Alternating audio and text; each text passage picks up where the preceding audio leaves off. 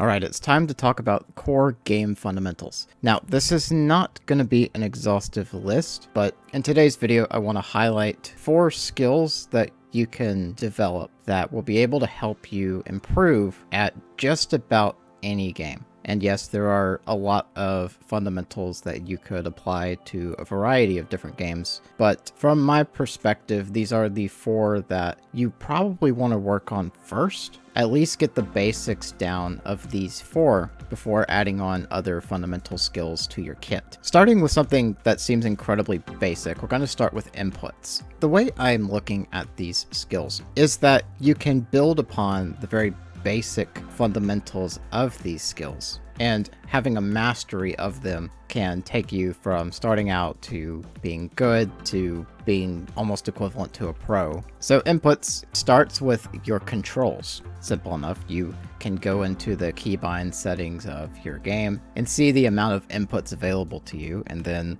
learn how to do every input. That doesn't seem like it really matters, but it actually does, because once you're familiar and comfortable with controls, that now becomes a subconscious foundational layer that you can build upon. As an example, I have a progression for each of these core fundamentals to give you an idea of the potential progression that you can develop off of them. In the instance of inputs, or the very basic part of inputs being controls, you can build onto that with, say, combos, because now that you're familiar with the inputs, you can start combining multiple inputs into combos to achieve a particular result. And this is very handy in fighting games specifically that have combos built into the game. But maybe you have combos down, you can progress that to something fighting game communities often call tech skill. And tech skill is your ability to perform technical inputs, often just called tech, which are typically very precise inputs, sometimes combos, that are not a part of the base game controls, but is an additional mechanic because of how the game works. An example of this could be wave dashing in Smash Bros. Melee, or super glides in Apex. These inputs typically have very short windows to input them, and it takes a good familiarity with the controls and inputting combinations of controls to then develop the tech skill to perform the technical inputs. And developing a mastery of this is how you see players with that pro level movement, where you have no idea how they can move their character that way. It seems impossible to you. Well, it's because they've built upon the skill of inputs and they have mastered input skills, which is why I think inputs are a valuable core fundamental that you should develop. But just because I have inputs on this list, I do want to advise you to not choose to master this fundamental without developing other ones, because it may be really fun to know how to do complex, crazy movement that you oftentimes see flashy streamers do, but it's another thing to know when to use it and to actually get the upper hand on your opponent with it. Next up, we have awareness, or situational awareness. And this fundamental is more important for 3D games than it is 2D, but still the vast majority of games can apply this skill. Awareness starts with observation. You have to pay attention to stuff to be aware of them. With observation, you're probably going to want to use your game's minimap to observe the layout of the map, and if you can see opponents on there, where they are, what they're doing, the potential direction they're going, so on and so forth. And look at your teammates, look at your opponents, and just see what they're doing. And I know this sounds very basic, but you need to have the basics because those are foundational. And from a foundational skill such as observation, you can then develop predictions. So you see your opponent duck behind a building and you observe that, you can now start to predict their next move. And prediction is a place where a lot of players tend to get caught up, especially when you try to predict match outcomes. And if you're not careful, you can take prediction way too seriously and absolutely crush your mindset because you predict that your team's gonna lose, so you don't think you should try anymore. It's a useful skill when used correctly, but it is a double-edged sword. And once you get familiar with predicting your opponents accurately, at least reasonably accurately, you can then start to develop your counteractions to what you predict your opponent's going to do. So when you see them duck behind a building or a rock in an FPS game, and you predict that they're going to stay there and possibly heal up, you can then counteract by throwing a nade behind their cover. And mastering your situational awareness is how you develop the skill that can make you look like a hacker, where you read your opponent's next move. This is kind of a combination of prediction and counteraction, but it's like the next step of that, where you know exactly what they're gonna do. And I remember seeing this a lot in Smash Bros. Tournaments when I used to care about those things, that some players, the first 1 or 2 matches of a set, they seemed good, but they didn't seem like they were really that good. And then on the third match, they start tearing their opponent to shreds. And it's like, what happened? Well, what that player was doing is taking the time to observe how their opponent plays and then develop a strategy to just pick them apart and shut down other options. Effectively reading your opponent like a book, which is why it's called a read. And there is sort of a more extreme version of getting a read where you have the download, so to speak, where you not only know what your opponent's next move is, you know their entire game plan. And this is an incredibly powerful skill when you master it, because it makes you look like a hacker. Seriously. When it's literally just you're in your opponent's head and you know exactly how they play. Now, this seems like a powerful skill. Is there a way to counter it? Technically, yes. And it's not a foolproof counter, but unpredictability is the answer to reads, where you have to do mix-up options that your opponent does not expect. This is where meta tactics can sometimes really get in the way. Meta will often be so focused on doing only optimal options that there's no room for mix-up options because they're suboptimal. The thing is, if your opponent has the download on you, mix-ups are your only way out. This obviously depends on the game.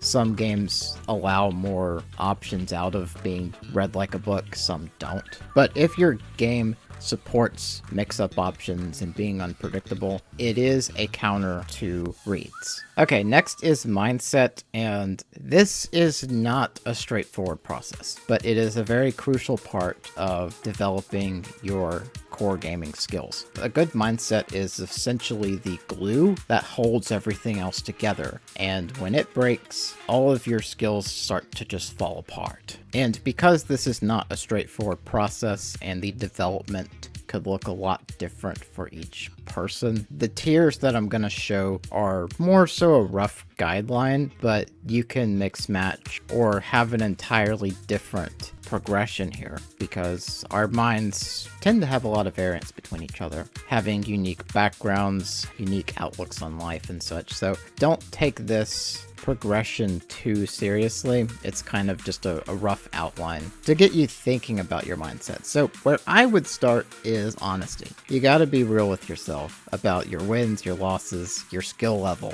This is a great way to start chipping away at that ego that oftentimes gets in the way of developing skill. From there, I would progress to patience. Not a fun word. Being able to be patient with yourself and your development, as well as being patient with teammates, matters. And it not only helps you be a better person, it makes it easier for you to grow in other skills because less of yourself is getting in the way.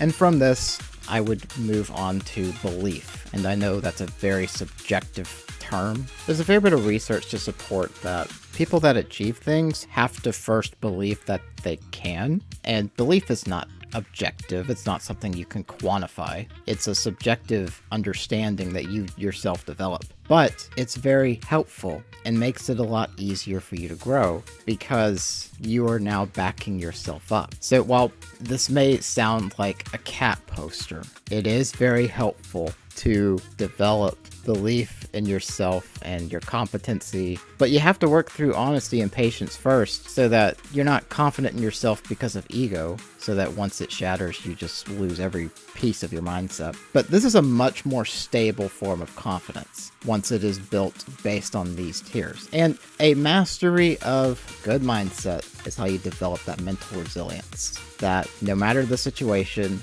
your mind is always ready for it. That's a hard skill to develop. It's really hard to master. I have not done it. I haven't really mastered any of these skills, honestly. Getting to that point of mental resilience is so incredibly strong because it makes you less affected by your outward circumstances, which in a game that can be your team just falling apart. And this is the skill that enables you to team carry in bad situations. But this one takes work and it's no fun to develop. Last, we have optimization, because what good are skills if you don't have a proper way to apply them? Optimization starts with practice. You go to the firing range, the training area, whatever, and you just practice. Quite simple. But there is a more advanced form of practice that is often referred to as labbing.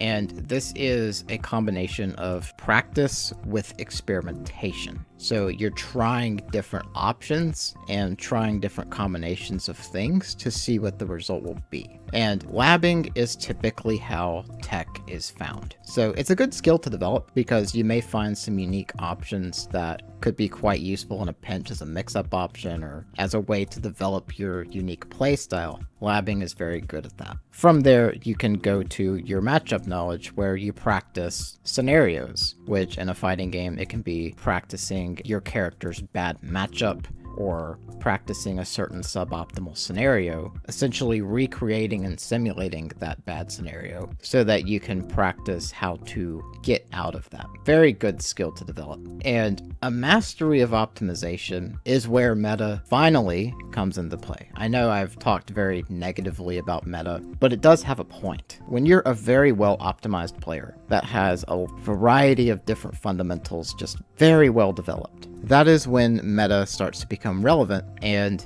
the things that begin to hold you back may not be so much your skill as much as it is the character you pick or the weapons you pick up or whatever. Checking out the meta, understanding it, can help you develop two ways. One, it can help you optimize your character choice or weapon choice, so on and so forth, to pick the ones that are the most effective and steer you in the direction of what is the most effective. But I have this at the top of the list because that is only relevant if you have enough skill to make use of the meta, and most people, gonna be honest, don't. I don't for most games. Typically, only pros and semi-pros should really care about meta or the no-life sweats. If you're not any one of those, typically you can ignore optimizing meta and focus on other skills instead. But you can also use meta in another sense, where you learn what's popular and what people often do, so that your suboptimal set that you find enjoyable can be optimized to counter meta. You may still be using something that is not ideal. You know, your game may have S tier options and you may be picking a C tier to commit to, but you can optimize that C tier with the meta in mind to learn your bad matchups. And with that, you can lab out your bad matchups, because typically if you're taking a low tier option, you're gonna have bad matchups, but you can learn how to outplay people that don't know the matchup. And those that chase the meta tend to not know suboptimal options very well. Nobody practices for hours on end to learn a favorable matchup. That's just things people generally don't do. When people want to practice, they practice against meta because that's what they are most likely to run up against. So when you find somebody that uses like a C or D tier, and let's say in a tournament, they're using a low tier option, but they're in top 8. That's a scary proposition. That means they know how to play against meta with their suboptimal option, and if you don't know the matchup, you're probably going to get destroyed, unless you're just exceptionally good. So again, there's two ways to go. You can go right in with the meta like everyone else, that's the easier way, or you'll learn how to outplay the meta with your bad option. Technically not as optimal, but it can really catch people off guard that are skilled but don't know that matchup. It's really hard to plan for the low tier matchup. And one final thing on meta. Meta is kind of a mix of two things. The first thing is optimization, obviously, but it is a combination of that and popularity. So whatever the general community finds is the popular way to play the game, that is what the meta is built around. So if the majority of players like to play really aggressive in this game, the meta is going to be built on good aggressive options. Whereas if people like to play very campy in a game, or very defensive, then the meta will be optimized towards those defensive mechanics. So while meta can be a very good guideline on what is optimal and what it's not, it does not cover every possible option, and it is something that you need to keep in mind if you want to try and focus more on meta.